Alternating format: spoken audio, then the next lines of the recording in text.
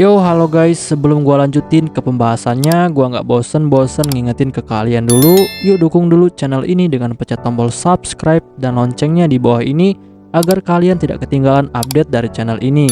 Dan juga like dan share ke kawan-kawan kalian, biar di channel ini semakin dikenal banyak orang. Pastinya dukungan dari kalian sangat gua butuhin, untuk ngebuat gua terus semangat dan terus update ke depannya. Oke, kalau gitu, kita langsung lanjut aja ke pembahasannya.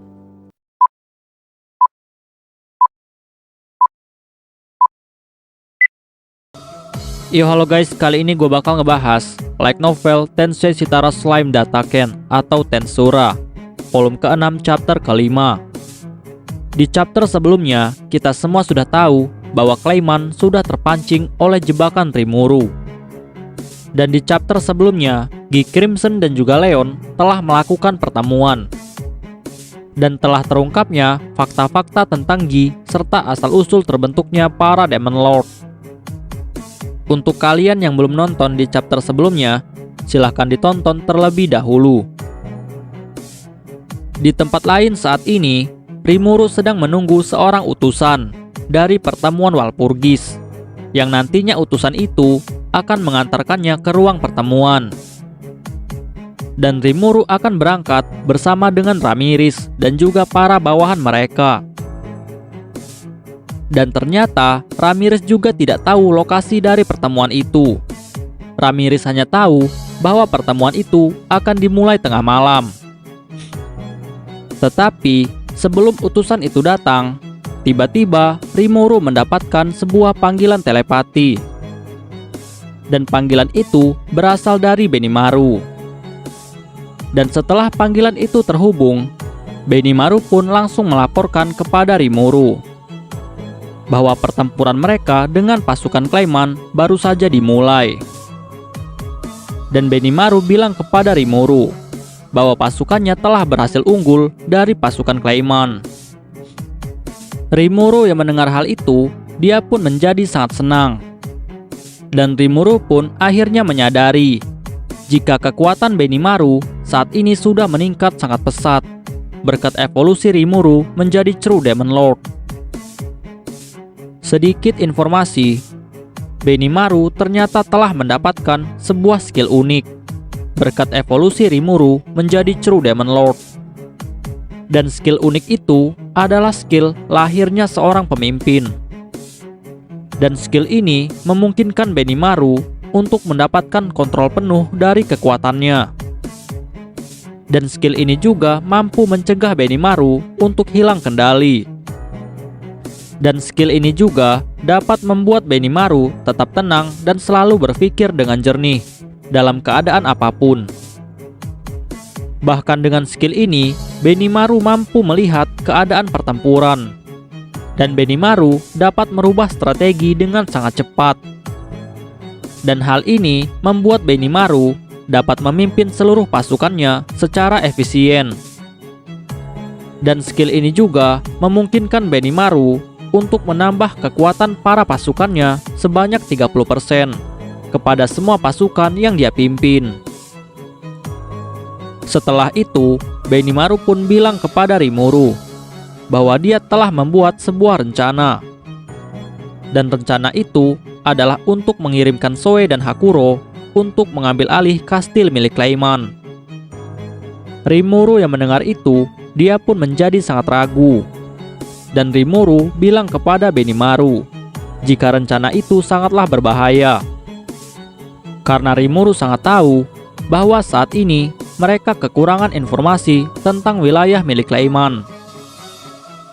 Tapi Benimaru lalu bilang kepada Rimuru jika dia sangat yakin untuk mengirimkan Zoe dan juga Hakuro untuk menyerang wilayah Clayman.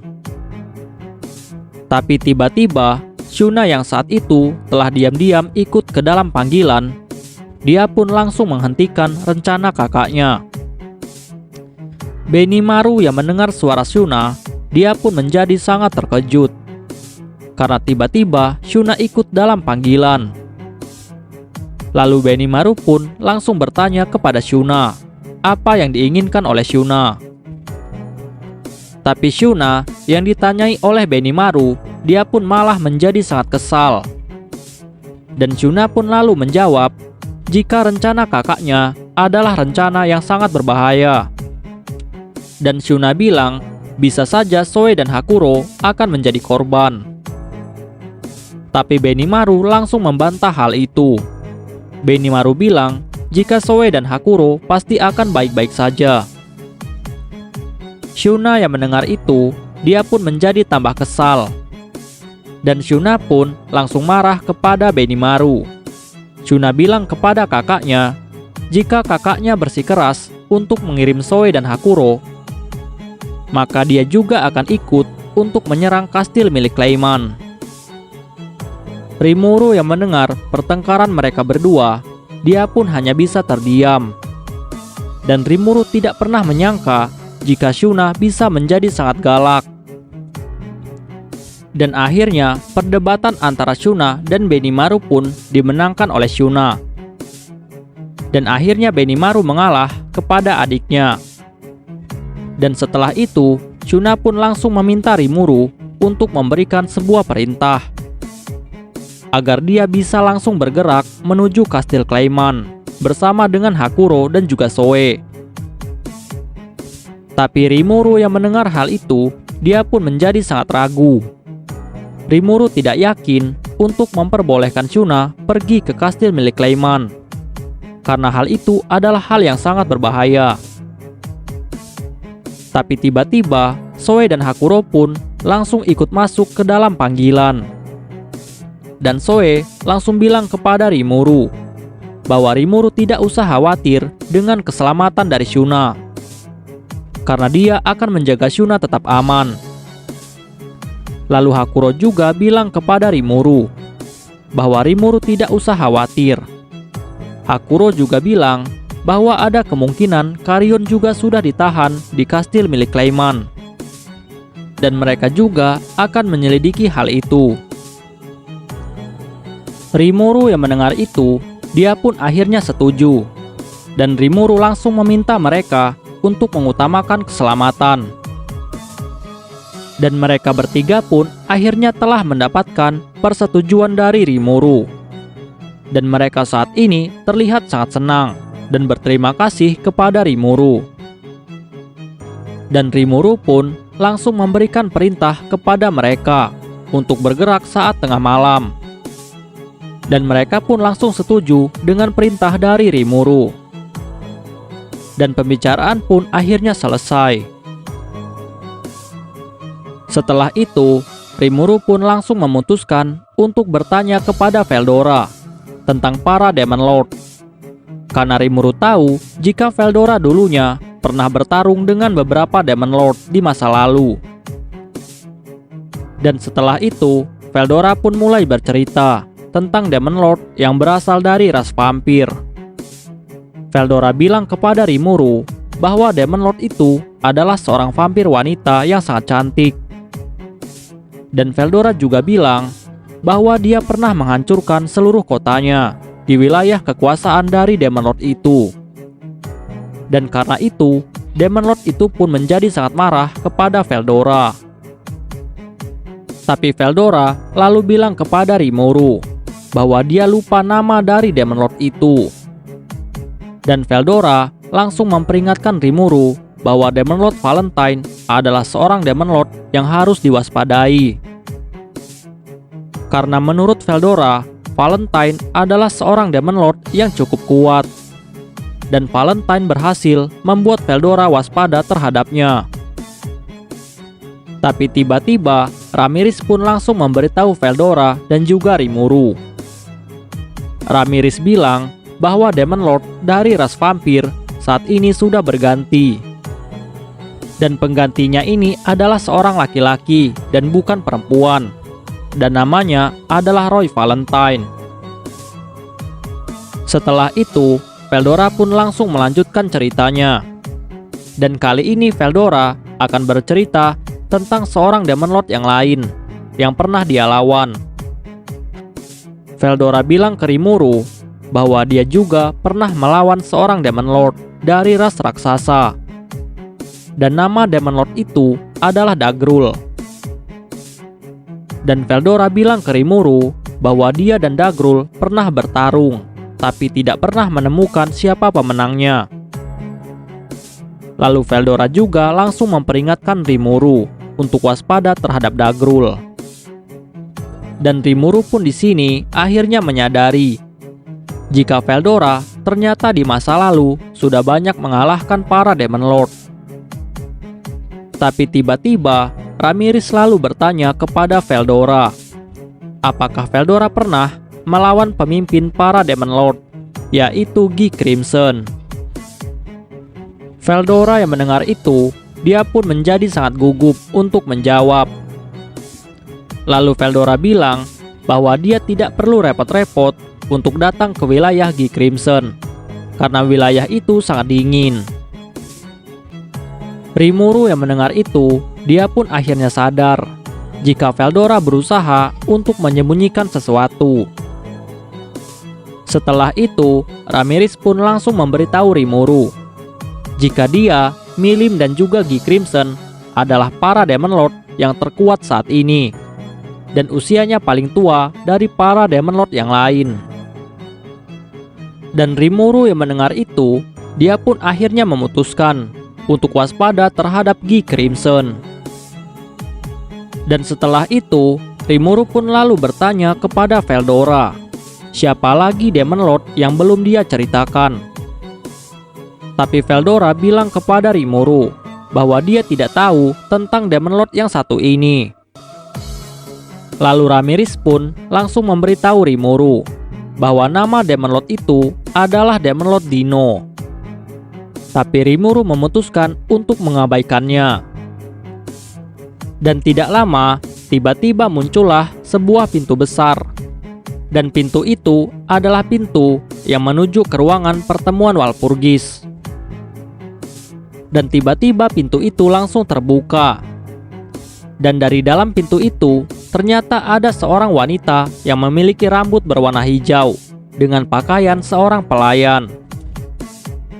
Dan wanita itu pun langsung bilang kepada Ramirez dan juga Rimuru bahwa dia akan mengantarkan mereka menuju ke ruangan pertemuan Walpurgis. Tapi Rimuru di sini menyadari sesuatu. Rimuru tahu jika wanita berambut hijau itu adalah seorang iblis tingkat tinggi. Dan Rimuru berasumsi bahwa kekuatan dari wanita itu setara dengan Diablo saat ini.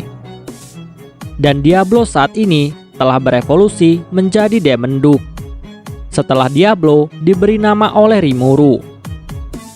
Sehingga Rimuru beranggapan jika wanita ini adalah seorang Demon Duke seperti Diablo.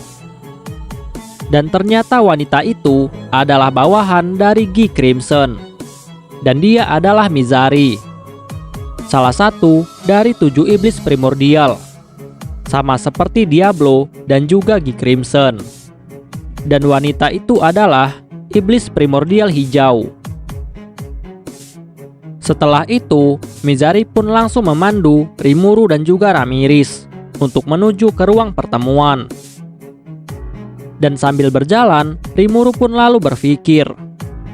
Rimuru berpikir, jika Gi memiliki pelayan seorang iblis tingkat tinggi, maka Gi ini adalah seorang Demon Lord yang sangat kuat. Dan Rimuru pun akhirnya memutuskan untuk tidak berurusan dengan Gi Crimson, karena pasti akan merepotkan.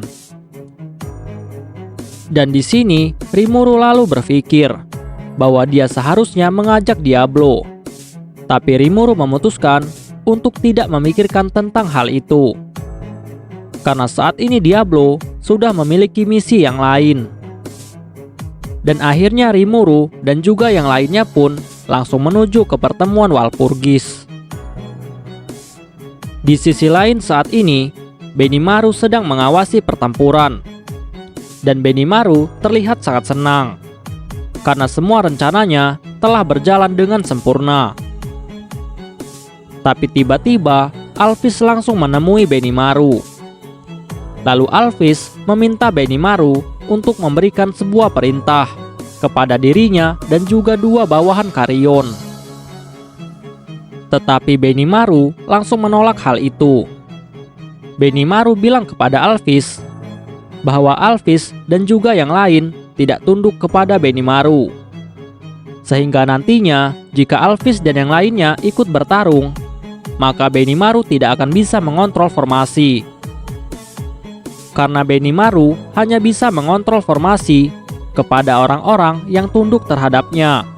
Karena Benimaru adalah pemimpin. Jadi Benimaru tidak mau memberikan perintah kepada Alphys dan juga para bawahan Carrion.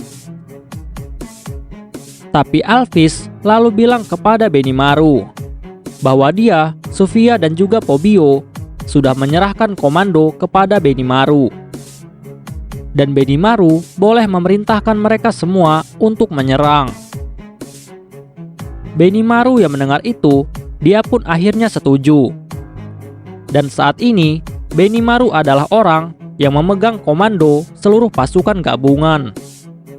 Dan Benimaru telah menjadi pemimpin tertinggi dari pasukan. Dan tidak ada satu pasukan pun yang diizinkan untuk menentang Benimaru. Setelah itu, Benimaru juga menjadikan Alphys sebagai wakilnya.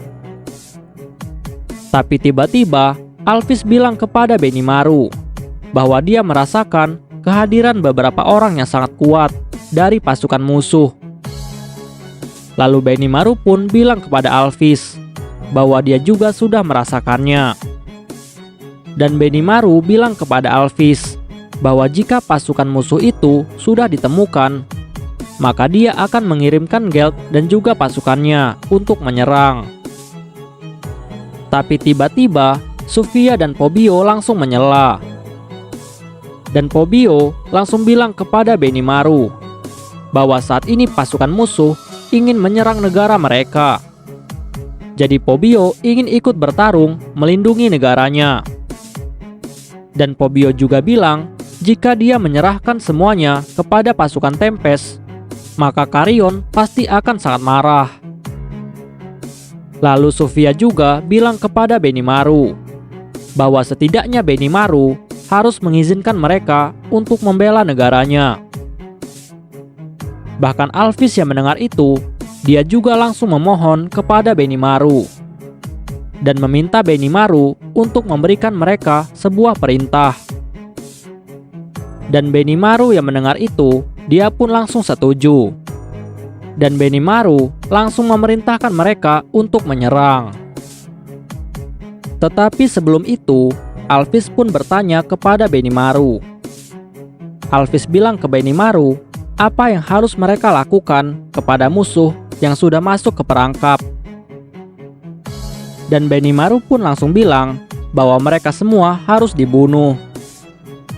Tapi Benimaru juga menambahkan jika ada orang yang menyerah dan ingin bekerja sama, maka mereka harus membawanya sebagai tahanan perang. Dan Benimaru pun lalu memberitahu Alphys dan juga yang lain bahwa pemimpinnya, yaitu Tuan Rimuru, adalah seorang Demon Lord yang baik hati. Dan Rimuru itu bukanlah seorang Demon Lord yang suka pembantaian. Alphys yang mendengar itu, akhirnya dia pun mengerti dan akan mengikuti perintah dari Benimaru. Dan Benimaru juga lalu memberitahu Alphys bahwa tuannya, yaitu Rimuru, sudah memperkirakan semuanya yang akan terjadi. Dan semua yang telah terjadi saat ini sudah diperkirakan oleh Rimuru. Bahkan Rimuru juga sudah membuat rencana untuk menjadikan para tahanan perang sebagai pekerja tambahan yang akan digunakan untuk membangun ulang kerajaan Yurazania. Alphys, Sofia dan Pobio yang mendengar hal itu, mereka pun menjadi sangat terkejut karena mereka tidak menyangka jika Rimuru memiliki skenario yang sangat sempurna. Dan ternyata Rimuru mampu memikirkan apapun yang akan terjadi ke depannya. Dan mereka juga sangat terkejut karena Rimuru memiliki sebuah ide yang tidak pernah terpikirkan oleh siapapun untuk menjadikan para tahanan perang sebagai tenaga kerja. Dan saat ini, ketiga kesatria terkuat milik Carrion menjadi sangat terguncang dan juga ketakutan. Karena mereka mengetahui bahwa Rimuru sangatlah mengerikan. Dan ditambah lagi, mereka mengetahui jika semua bawahan Rimuru memiliki keyakinan yang sangat besar. Dan saat mereka pergi berperang, mereka memiliki keyakinan yang sangat mutlak terhadap Rimuru. Dan mereka yakin pasti akan menang. Karena para bawahan Rimuru percaya dengan apapun yang direncanakan oleh tuannya, yaitu Demon Lord Rimuru. Dan mereka semua percaya bahwa apapun yang direncanakan oleh Rimuru pasti akan berhasil. Dan setelah itu, tiba-tiba Sokka memberikan laporan kepada Benimaru. Sokka bilang kepada Benimaru bahwa pasukan Clayman sudah mulai masuk ke dalam perangkap. Lalu Benimaru pun langsung memberikan perintah ke semua pasukannya untuk mulai menyerang sesuai rencana. Dan pertempuran pun akhirnya dimulai. Dan dalam waktu yang sangat singkat, pasukan Clayman pun telah kehilangan banyak pasukannya. Dan juga para pemimpin pasukan Clayman sudah banyak yang terbunuh. Dan hal itu akhirnya menyebabkan rantai komando pasukan Clayman sudah hancur total. Dan setelah itu, para komandan pasukan Clayman yang masih hidup, mereka pun akhirnya menyadari jika mereka sudah masuk jebakan. Dan para komandan itu pun langsung memerintahkan semua pasukannya untuk mundur. Tapi ternyata hal itu sudah terlambat. Karena Benimaru yang mengetahui jika pasukan Clayman telah diperintahkan untuk mundur, Benimaru pun tidak tinggal diam. Dan Benimaru pun langsung memberikan perintah kepada pasukan Geld untuk segera menyerang. Lalu Geld yang telah mendapatkan perintah, dia pun langsung memerintahkan seluruh pasukannya untuk langsung menyerang. Dan mereka pun langsung menggunakan ekstra skill milik mereka, yaitu Control Earth, untuk menghancurkan tanah di sekitar pasukan Clayman. Dan dalam sekejap, tanah-tanah yang ada di sekitar pasukan musuh sudah runtuh ke bawah. Dan hal itu membuat pasukan Clayman jatuh ke dalam tanah. Setelah itu, pasukan terbang pun akhirnya mulai menyerang. Pasukan terbang terdiri dari pasukan Gabil, yaitu pasukan Hiryu, dan juga para pasukan Beastman terbang. Dan mereka ini langsung menyerang pasukan Clayman yang saat itu sudah terjebak di dalam tanah. Dan jumlah pasukan Clayman saat ini sekitar 10.000 prajurit yang sudah terjebak di sana. Dan mereka semua terus dikepung dan juga diserang oleh pasukan Geld dan juga pasukan Gabil. Sehingga pasukan Clayman banyak yang mati dan juga menyerah. Di sisi lainnya, Benimaru yang mengetahui hal itu, dia pun menjadi sangat senang. Karena pasukannya sudah menang melawan pasukan Clayman. Setelah itu, Benimaru pun akhirnya membuat sebuah perintah kepada Alphys, Sofia dan juga Pobio. Benimaru memerintahkan mereka untuk segera pergi menuju ke pertempuran. Dan Benimaru memerintahkan mereka untuk mengalahkan para pemimpin musuh yang masih tersisa. Dan Benimaru sangat tahu jika para pemimpin musuh sangatlah kuat, bahkan setingkat dengan para komandan. Dan mereka pun akhirnya setuju dan menuruti perintah dari Benimaru. Dan mereka pun langsung melesat menuju ke medan pertempuran untuk mengalahkan para pemimpin musuh yang masih tersisa. Di sisi lainnya, saat ini Sofia langsung terbang menuju ke pasukan Dragon Faithful. Dan pasukan itu dipimpin oleh pemimpinnya, yaitu Mithrei. Di sini, sebenarnya Sofia tidak mengenal Mithrei. Tapi insting binatang milik Sofia mengatakan jika Mithrei adalah orang yang sangat kuat. Tetapi sebelum Sofia sampai ke sana, dia pun langsung dihentikan oleh Gabil. Dan Gabil bilang ke Sofia bahwa dia akan membantu Sofia untuk melawan pasukan Dragon Fatpool. Dan Sofia pun langsung setuju untuk menerima bantuan dari Gabil. Dan ternyata Benimaru lah yang sudah memerintahkan Gabil untuk membantu Sofia. Di sisi lainnya, Phobos saat ini mendarat di sebuah lahan kosong. Ternyata di sana ada 2 orang yang sudah memakai topeng. Dan mereka itu adalah Footman dan juga Tyr. Dan mereka ini ditugaskan oleh Clayman untuk mengawasi pertempuran. Phobos yang melihat mereka berdua, dia pun menjadi sangat kesal. Karena Phobos sangat dendam terhadap Footman dan juga Tyr yang sebelumnya sudah menipu dirinya untuk menjadi wadah dari Charybdis. Dan Phobos pun langsung menyerang mereka berdua. Tapi mereka dengan mudah langsung menghindari serangan dari Phobos. Dan Footman langsung bilang kepada Phobos bahwa Phobos saat ini sangatlah lemah dan tidak akan mampu untuk melawan mereka berdua. Tapi tiba-tiba datanglah Gelt ke tempat itu. Ternyata Gelt telah diperintahkan oleh Benimaru untuk menolong Phobos. Karena Benimaru sangat tahu bahwa Footman dan juga Tyr berasal dari kelompok Jester moderat. Dan mereka berdua itu memiliki kekuatan yang sangat kuat. Bahkan Benimaru beranggapan jika yang mampu melawan mereka hanyalah para pemimpin monster yang langsung berada di bawah komando Rimuru. Dan salah satunya adalah Gelt. Setelah itu, Gelt pun lalu bilang ke Phobos bahwa dia akan membantunya. Phobos yang mendengar itu, dia pun langsung setuju dan berterima kasih kepada Gelt. Dan pertempuran pun akhirnya dimulai. Di sisi lainnya, saat ini Yamza sedang sangat frustasi karena dia telah mendapatkan sebuah laporan. Dan laporan itu mengatakan jika pasukannya sudah terkena jebakan musuh. Lalu Yamza memutuskan untuk meminta bantuan. Yamza pun lalu memikirkan siapakah orang yang cocok untuk membantunya. Dan Yamza memutuskan orang itu harus memiliki kekuatan setingkat dirinya. Dan Yamza pun akhirnya berpikir bahwa di kelompok 5 jari milik Clayman yang kekuatannya setara dengannya hanyalah ada 2 orang. Dan kedua orang itu adalah si jari telunjuk Adalman dan juga si ibu jari Ninehead. Tapi Yamza tahu jika Ninehead sedang bersama Clayman ke pertemuan Walpurgis.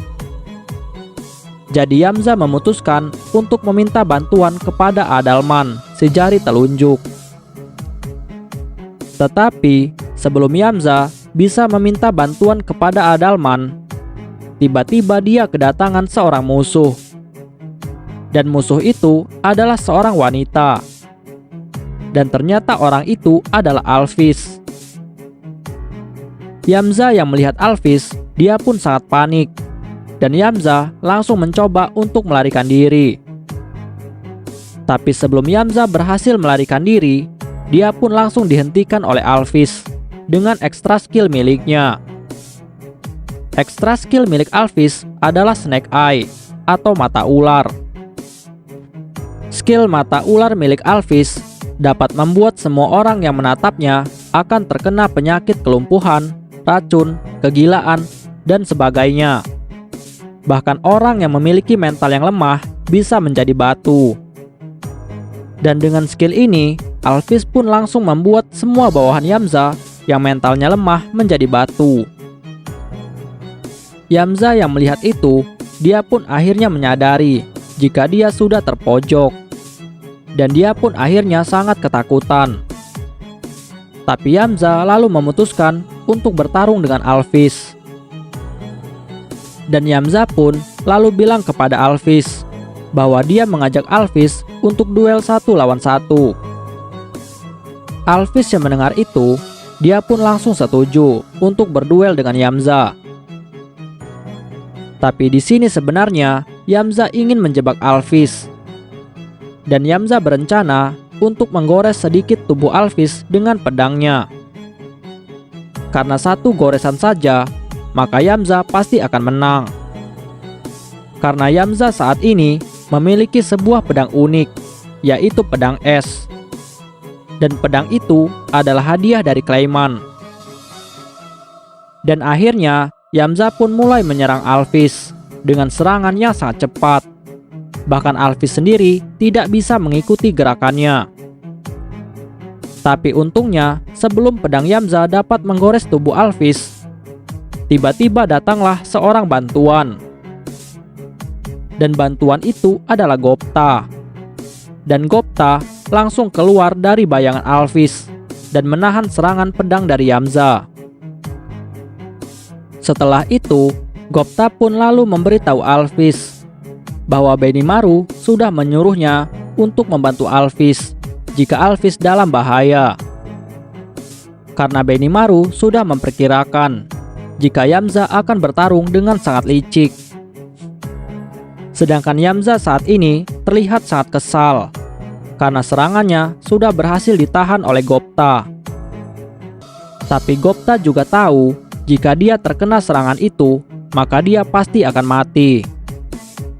Dan Gupta pun akhirnya memutuskan untuk mundur dan menyerahkan pertarungannya kepada Alphys. Dan Alphys pun langsung setuju untuk mengambil alih pertarungan dan membiarkan Gupta untuk mundur. Di sisi lainnya, kelompok Gabil, yaitu kelompok Hiryu, sudah mulai bertempur melawan kelompok Dragon Fatpool yang dipimpin oleh Mithrei.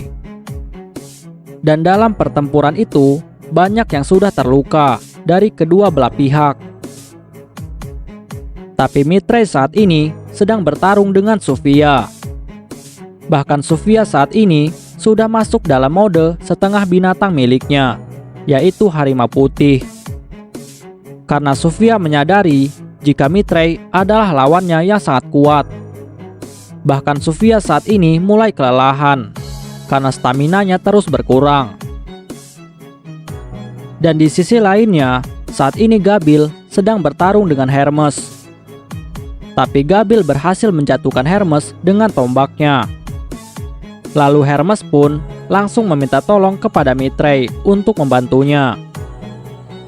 Tapi Mithrei langsung bilang kepada Hermes untuk diam saja. Setelah itu, Mithrei pun langsung memberitahu Sofia jika dia bisa mengalahkan Sofia dan juga Gabil sekaligus, walaupun dia hanya sendirian.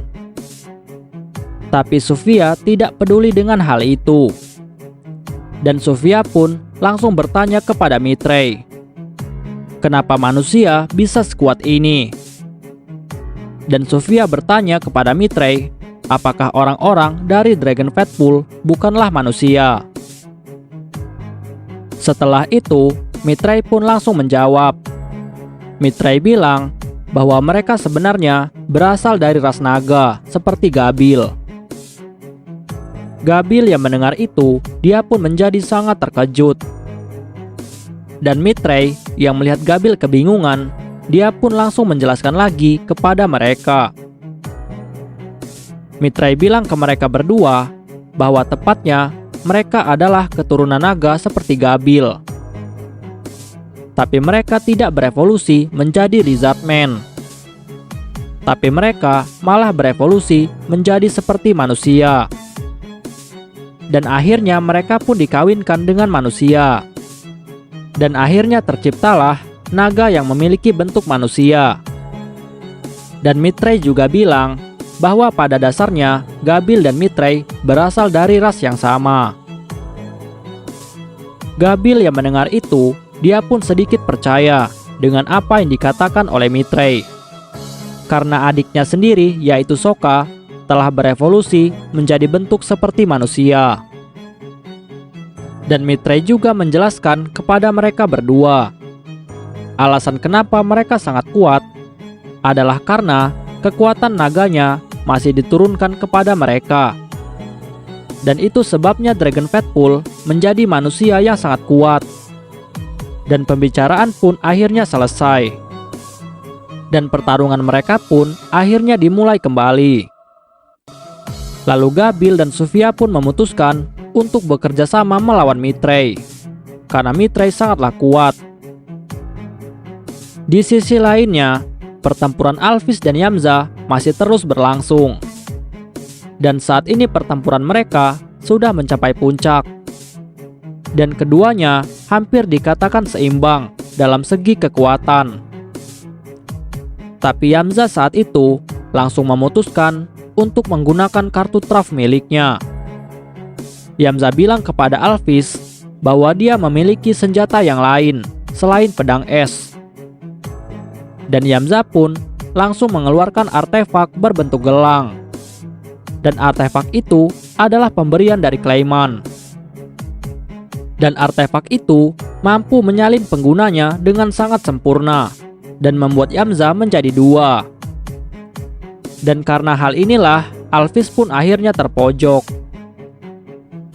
Tetapi Alphys yang merasa dirinya sudah terpojok, dia pun langsung mengeluarkan seluruh kekuatannya. Dan Alphys pun langsung berubah ke dalam bentuk setengah binatang miliknya, yaitu ular yang memiliki tubuh dan kepala manusia. Dan Alphys pun saat ini sudah siap untuk bertarung mati-matian melawan Yamza dengan seluruh kekuatannya. Dan pertarungan itu pun terjadi sangat sengit. Tapi akhirnya tiruan dari Yamza berhasil dikalahkan oleh Alphys. Dan tiruan itu pun langsung menghilang. Dan Yamza yang mengetahui hal itu, dia pun menjadi sangat putus asa. Dan Alphys yang melihat Yamza putus asa, Alphys pun langsung menawarkan sesuatu kepada Yamza. Alphys bilang kepada Yamza, jika Yamza menyerah, maka Alphys akan menjamin kehidupan dari Yamza. Yamza yang mendengar itu, dia pun tidak punya pilihan. Tapi sebelum Yamza bisa menjawabnya, tiba-tiba dia mendengar suara Clayman dari dalam pikirannya. Dan Clayman bilang kepada Yamza bahwa dia tidak akan membiarkan Yamza untuk mengkhianati dirinya. Dan tiba-tiba Yamza kehilangan kontrol terhadap tubuhnya. Dan tubuh Yamza saat ini bergerak sendiri tanpa digerakkan oleh Yamza. Dan tubuhnya saat ini sepenuhnya dikendalikan oleh Clayman. Seperti julukan Clayman, Clayman adalah master boneka yang dapat mengendalikan semua pionnya dengan sangat mudah. Dan tangan Yamza pun lalu bergerak sendiri dan dikendalikan oleh Clayman.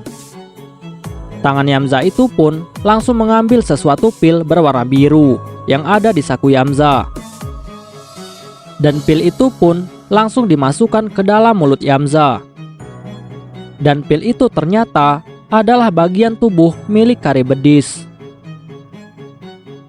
Alphys yang melihat itu, dia pun menjadi sangat kebingungan karena dia tidak tahu apa yang terjadi dengan Yamza. Tapi tiba-tiba Yamza pun langsung berubah menjadi Charybdis. Dan Charybdis yang sudah dibangkitkan, dia pun langsung melahap seluruh energi dari mayat-mayat yang ada di area pertempuran. Dan hal itu membuat Charybdis terus tumbuh dan semakin kuat. Alphys yang melihat itu, dia pun mencoba menyerang sekuat tenaga untuk menghancurkan tubuh Charybdis. Tapi semua serangannya tidak berguna. Dan Alphys yang mengetahui hal itu, dia pun menjadi sangat putus asa. Dan Alphys pun terus mencoba untuk menyerang. Tapi serangannya selalu gagal. Tapi tiba-tiba datanglah seorang bantuan untuk menolong Alphys. Dan orang itu adalah Benimaru. Setelah itu, Benimaru pun langsung mengeluarkan pedangnya dan menebas tubuh Charybdis. Dan Charybdis pun langsung terbakar dan musnah seketika. Di sini, sebenarnya Benimaru sangat kecewa karena yang dia lawan adalah Charybdis yang belum sempurna. Dan Charybdis itu masih belum cukup kuat untuk digunakan oleh Benimaru sebagai bahan uji coba untuk kekuatannya saat ini. Tapi Alphys yang melihat Benimaru bisa mengalahkan Charybdis dengan sekali serangan, dia pun menjadi sangat terkejut. Dan Alphys pun langsung berasumsi bahwa Benimaru saat ini kekuatannya setara dengan tuannya, yaitu Demon Lord Carrion. Tapi Benimaru tidak peduli dengan apa yang saat ini dipikirkan oleh Alphys. Dan Benimaru pun langsung memerintahkan Alphys untuk mengambil alih posisi komandan dan menggantikan dirinya. Karena Benimaru memiliki sebuah urusan yang harus dia selesaikan. Alphys yang mendengar itu, dia pun langsung setuju dengan perintah dari Benimaru. Di sisi lainnya, Footman dan Tyr, akhirnya mereka berdua pun menyadari jika Charybdis sudah dikalahkan dengan sekali serangan oleh Benimaru. Dan mereka pun menjadi sangat terkejut karena hal itu. Bahkan mereka tidak pernah menyangka bahwa ada seseorang yang bisa mengalahkan Charybdis semudah itu. Bahkan mereka sadar jika diri mereka pun tidak akan mampu untuk membunuh Charybdis. Dan saat ini, di depan Footman dan Tyr sudah ada Pobio yang sudah terluka parah. Dan juga Gelt yang saat itu sedang duduk mengobati Pobio. Lalu Footman dan juga Tyr, akhirnya mereka berdua memutuskan untuk mundur. Karena mereka tahu bahwa rencana Clayman sudah gagal total. Dan di sisi lainnya, saat ini Pobio sudah sedikit pulih. Dan Pobio mencoba berdiri untuk menghentikan Footman dan juga Tyr. Tapi Pobio dan Gelt tidak cukup kuat untuk menahan Tyr dan juga Footman. Dan akhirnya Tyr dan Footman pun langsung menghilang dalam sekejap. Setelah itu, Gelt pun langsung menghubungi Benimaru. Lalu Gelt melaporkan ke Benimaru bahwa dua badut sudah berhasil melarikan diri. Lalu Benimaru pun langsung menjawab jika dia mengerti keadaannya. Dan Benimaru pun langsung memerintahkan Gelt untuk fokus menjaga keamanan Pobio yang saat ini belum pulih sepenuhnya. Dan pembicaraan pun akhirnya selesai. Setelah pembicaraan selesai, Gelt pun lalu berpikir bahwa dia sama sekali tidak merasa kecewa karena kekalahannya. Malahan dia berpikir bahwa keputusan Footman dan Tyr membiarkannya hidup adalah kesalahan yang sangat fatal. Karena nantinya tuannya, yaitu Rimuru, akan banyak mendapatkan data pertarungan dari dirinya. Dan tuannya akan bisa menganalisa kemampuan Tyr dan juga Footman. Sehingga dia nantinya akan bisa mengalahkan mereka. Di sisi lainnya, pertarungan Gabil dan Sufia melawan Mithrei masih terus berlangsung. Tapi pertarungan itu tiba-tiba terhenti karena mereka semua dikagetkan dengan datangnya sebuah aura yang sangat besar. Dan aura itu berasal dari Charybdis yang telah dibangkitkan. Dan hal itu membuat semua orang yang ada di sana menjadi sangat panik.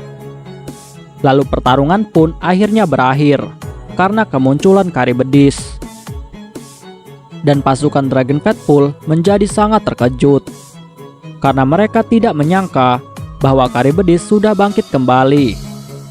Padahal sebelumnya Charybdis sudah dimusnahkan oleh Milim. Setelah itu, Mithrei pun lalu memutuskan untuk mengerahkan pasukannya melawan Charybdis. Dan Gabil juga langsung menawarkan bantuannya untuk melawan Charybdis.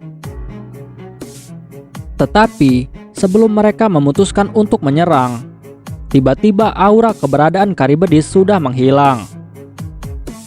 Dan Mithrei pun langsung melihat keadaannya. Dan saat Mithrei melihatnya, dia pun menjadi sangat terkejut. Karena dia melihat bahwa ada seorang monster yang mampu menghancurkan Charybdis hanya dengan satu serangan. Bahkan Hermes yang melihat hal itu, dia juga menjadi sangat terkejut. Dan Hermes bertanya-tanya, siapakah orang yang berhasil memusnahkan Charybdis? Tapi Sophia dan Gabil, mereka tidak memiliki kemampuan untuk dapat melihat kejadian itu, karena jaraknya yang sangat jauh. Yang memiliki penglihatan jarak jauh hanyalah Mithrai dan juga Hermes. Lalu Sophia dan Gabil langsung bertanya kepada Mithrai apa yang sedang terjadi, karena aura Charybdis tiba-tiba menghilang. Dan Mithrai pun lalu bilang kepada mereka bahwa ada orang yang telah mengalahkan Charybdis dengan satu serangan. Dan orang itu saat ini sedang menuju ke tempat mereka. Dan tidak lama, datanglah Benimaru ke tempat Gabil dan juga Sophia. Dan saat ini, Benimaru sudah dalam mode siap bertarung. Tapi Gabil langsung menghentikan Benimaru. Gabil bilang ke Benimaru bahwa Mithrai dan pasukannya bukanlah pasukan Clayman, tapi pasukan pribadi milik Milim. Dan pasukan ini berasal dari kelompok Dragon Faithful. Dan Gabil juga menjelaskan bahwa Mithrai dan pasukannya sudah membantu Gabil mengobati pasukannya yang terluka. Dan akhirnya Benimaru dan Mithrai pun memutuskan untuk mengakhiri pertempuran dengan damai, karena Rimuru dan Milim adalah teman dekat.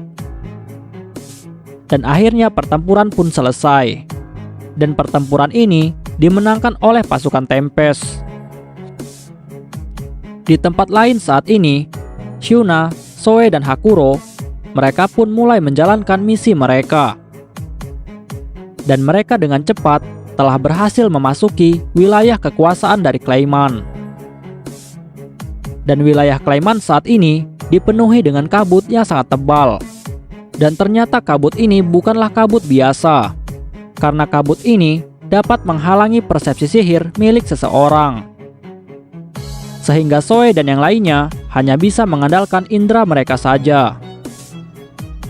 Dan mereka pun terus masuk ke dalam wilayah milik Clayman. Tapi tiba-tiba, Shuna pun langsung berhenti dan menyadari sesuatu. Shuna tahu bahwa mereka saat ini sudah masuk dalam perangkap. Dan tiba-tiba, Zoe pun lalu merasakan kehadiran banyak musuh yang telah mengepung mereka bertiga. Dan akhirnya, Shuna, Zoe dan Hakuro pun terus waspada. Dan mereka sangat yakin jika yang mengepung mereka ini adalah salah satu dari pasukan 5 jari milik Clayman. Lalu Shuna pun akhirnya mengingat perkataan dari Miuran, bahwa ada salah satu dari pasukan 5 jari milik Clayman.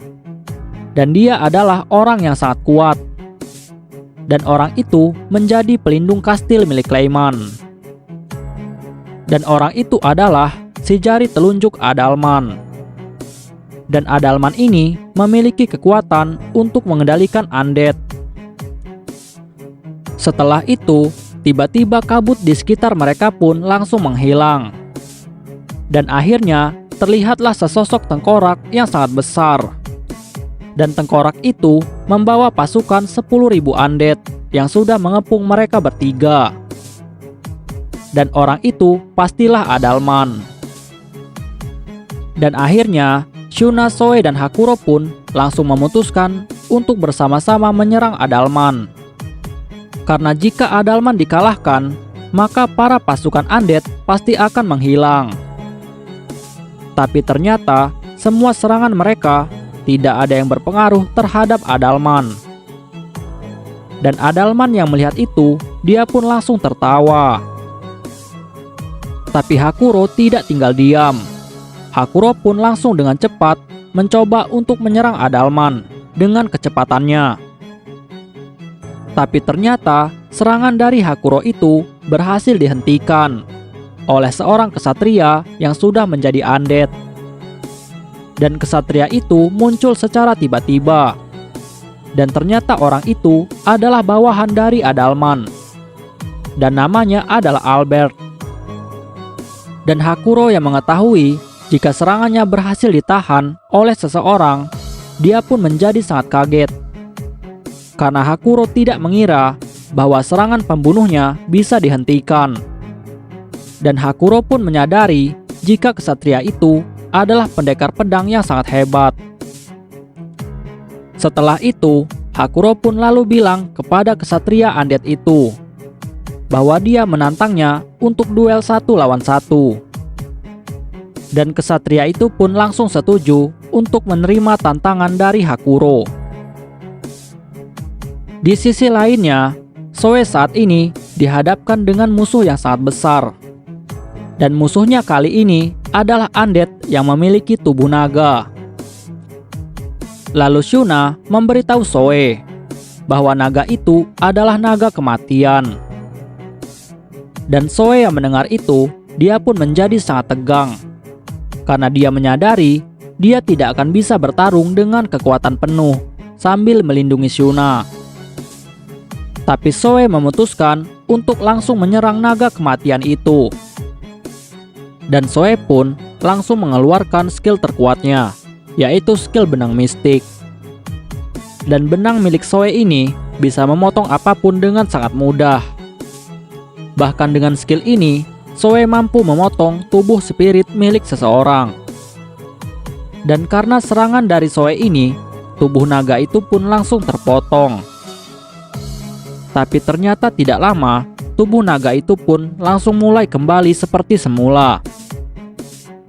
Soe yang melihat itu, dia pun menjadi sangat terkejut, dan Soe pun mulai panik. Tapi Shuna langsung menenangkan Soe. Di sini Shuna tahu bahwa Soe sebenarnya menyadari jika naga itu tidak akan mati walaupun naga itu hancur sekalipun. Karena inti sihir dari naga itu berada di dalam tubuh Adalman. Dan selama Adalman hidup, maka naga kematian itu akan terus bangkit.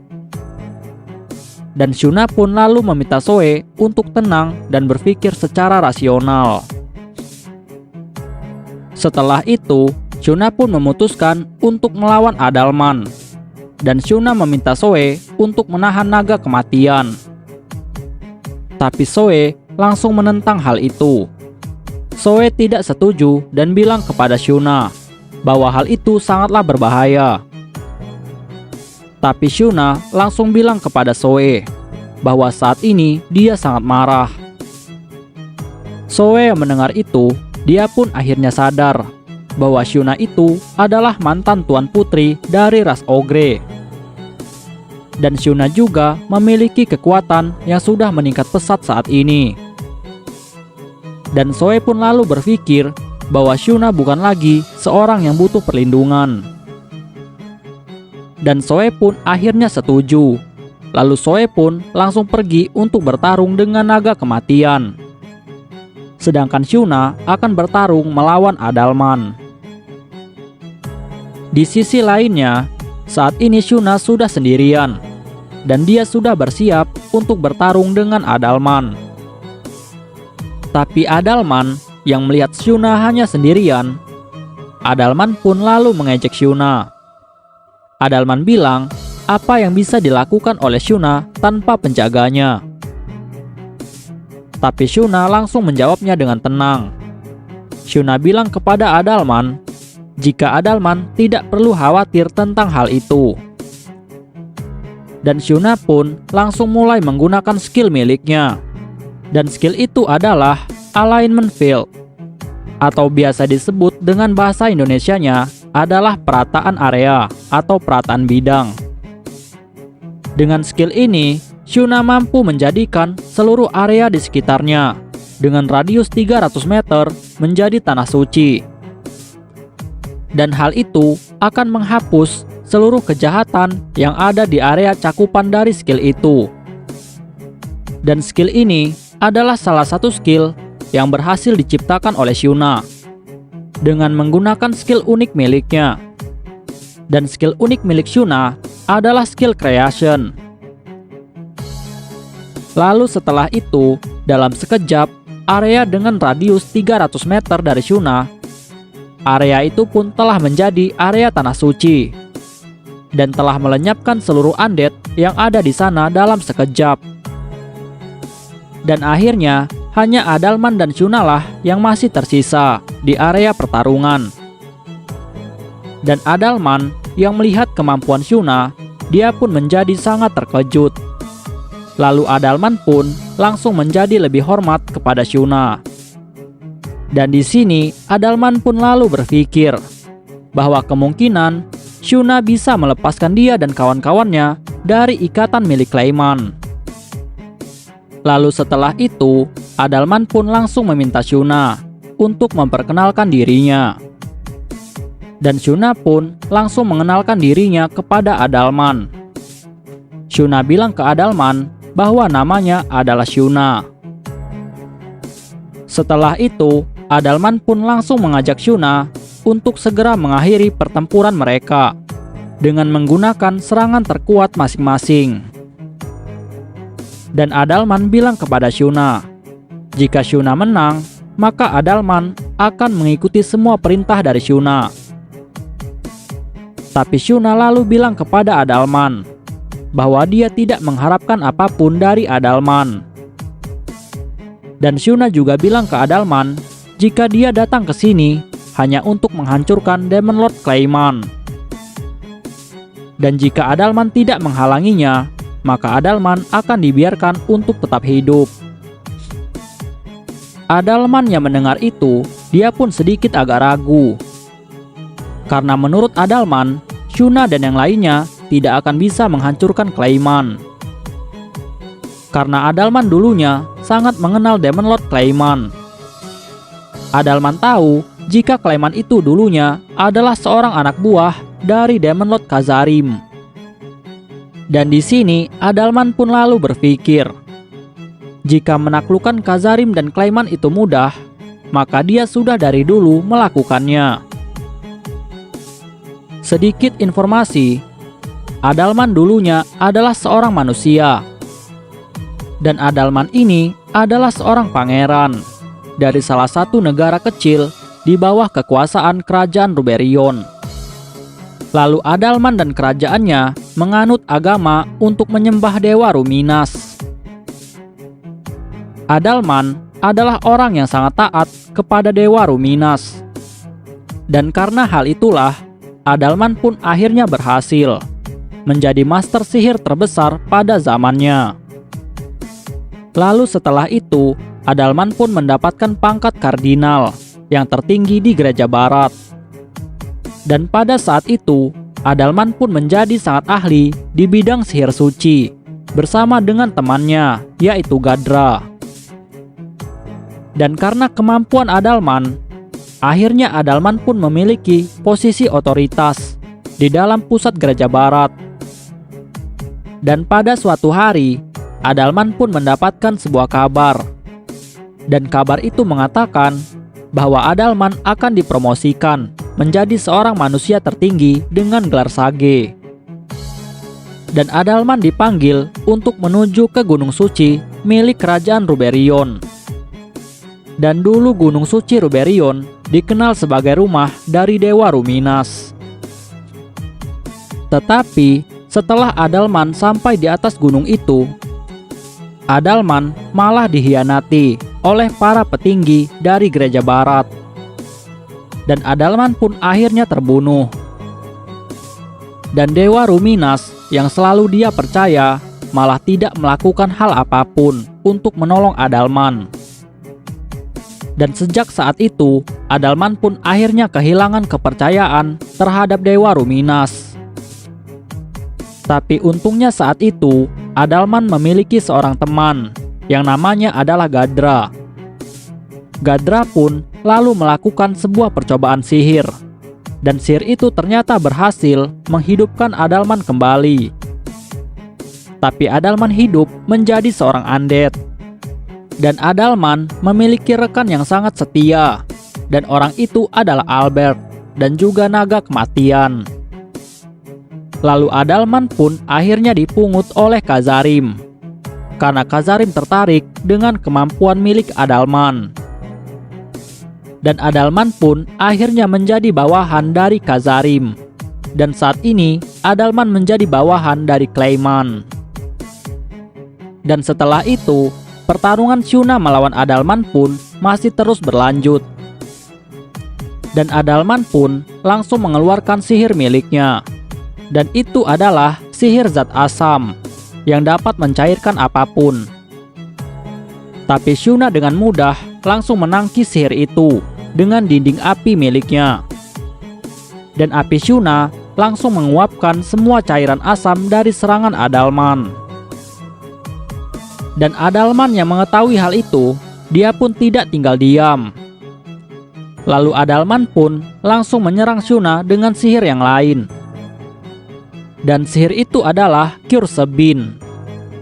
Sihir ini memungkinkan Adalman untuk menciptakan pasukan undead.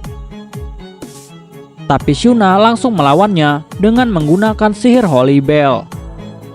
Dan sihir Holy Bell milik Shuna dapat melenyapkan seluruh undead milik Adalman.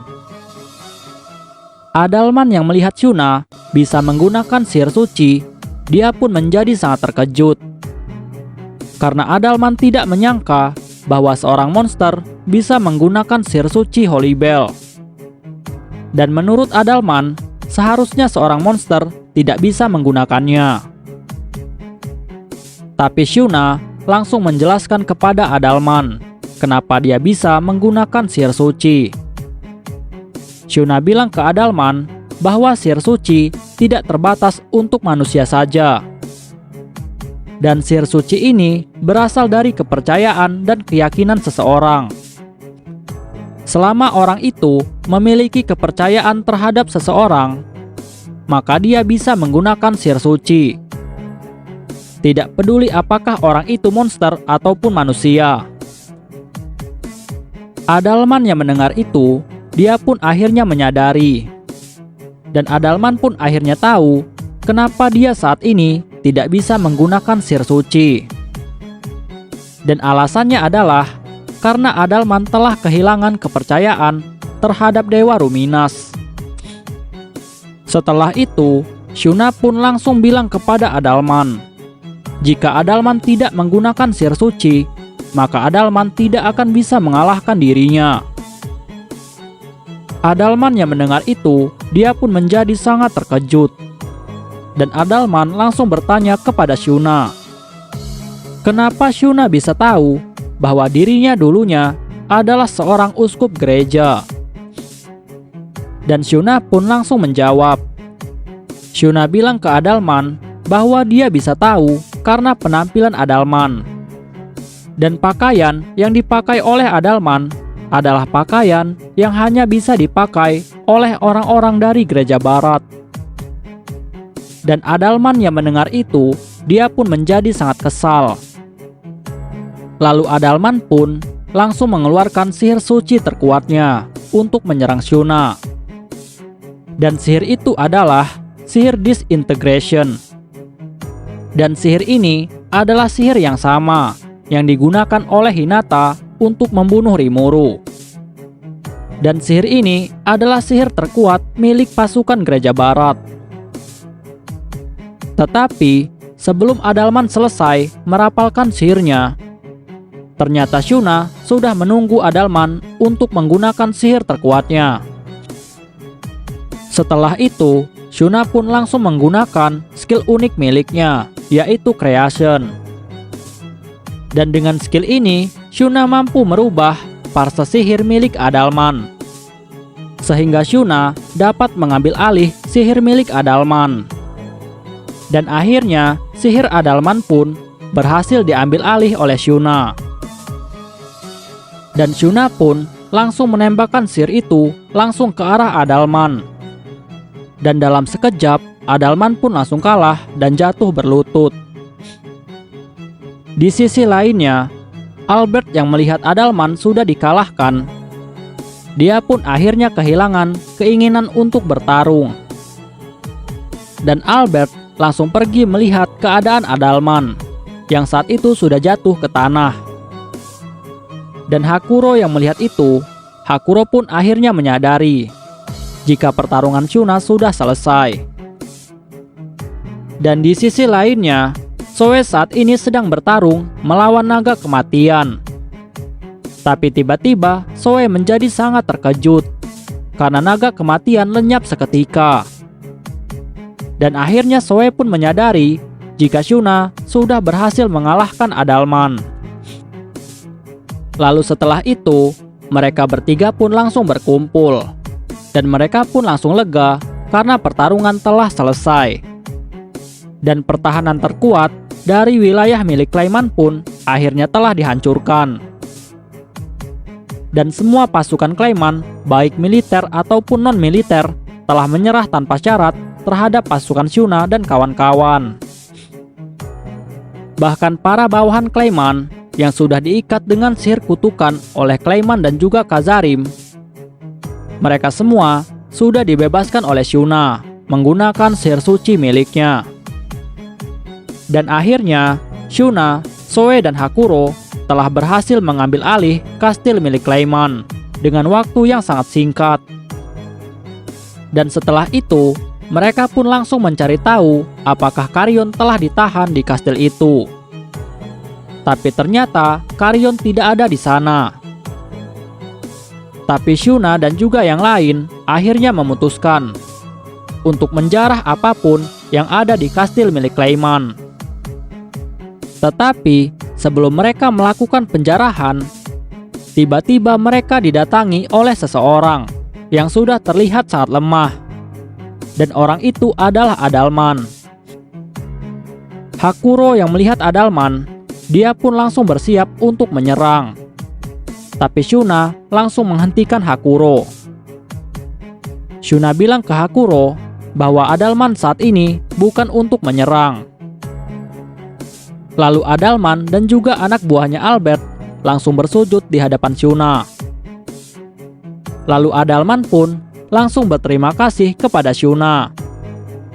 Karena Shuna sudah membebaskan dia dan juga semua bawahannya dari sihir kutukan yang telah ditanamkan oleh Khazarim. Sehingga mereka saat ini sudah bebas tanpa harus mematuhi Clayman lagi. Setelah itu, Adalman pun lalu bilang kepada Shuna. Adalman bilang bahwa dia memiliki satu permintaan. Shuna yang mendengar itu, dia pun menjadi sangat bingung. Dan Shuna bertanya kepada Adalman, apa yang diinginkan oleh Adalman. Dan Adalman pun lalu bilang kepada Shuna bahwa jika dia mau bertemu dengan seseorang yang sangat dipercayai oleh Shuna. Lalu Adalman juga bilang bahwa dia sudah tahu alasan kenapa dirinya tidak bisa lagi menggunakan sihir suci. Adalman bilang ke Shuna bahwa dia telah kehilangan kepercayaan terhadap Dewa Ruminas. Dan Adalman saat ini mau mencari seseorang untuk diimani sebagai pengganti dari Dewa Ruminas. Dan Adalman sudah memutuskan untuk mempercayai dan juga mengimani orang yang dipercaya oleh Shuna. Lalu Shuna pun memberitahu Adalman jika orang yang dia percaya adalah tuannya, yaitu Rimuru. Tapi Shuna juga lalu menjelaskan kepada Adalman bahwa dia bukan menyembah Rimuru, tapi hanya mempercayainya, karena Rimuru adalah tuannya. Dan Rimuru itu bukanlah seorang Tuhan. Tapi Adalman yang mendengar itu, dia malah terlihat sangat senang dan sangat bersemangat. Lalu Adalman pun malah memuji nama Rimuru. Karena menurut Adalman, nama Rimuru itu sangatlah indah dan sangat cocok untuk menjadi Tuhan yang baru. Lalu Adalman langsung meminta kepada Shuna untuk mengatur waktu kapan Adalman dan bawahannya bisa bertemu dengan Rimuru. Di sini, sebenarnya Shuna ingin menjelaskan kepada Adalman jika Rimuru itu bukanlah seorang dewa, tapi seorang Demon Lord seperti Clayman. Tapi Shuna tidak melakukannya. Karena Shuna melihat jika Adalman saat ini sedang sangat bahagia. Dan Shuna tidak mau menghancurkan harapan dari Adalman. Lalu Shuna pun berpikir bahwa Adalman ini adalah orang yang mudah salah paham. Jadi Shuna berasumsi bahwa untuk menjelaskan sesuatu kepada Adalman haruslah secara langsung. Jadi Shuna berencana untuk membuat Adalman menilai sendiri tentang Rimuru saat dia bertemu dengan Rimuru secara langsung. Setelah itu, Shuna, Zoe, Hakuro, dan juga Adalman serta semua anak buah undead miliknya, mereka pun telah berhasil menaklukkan kastil milik Clayman. Dan mereka juga telah menjarah apapun yang ada di sana, termasuk harta dan juga barang bukti.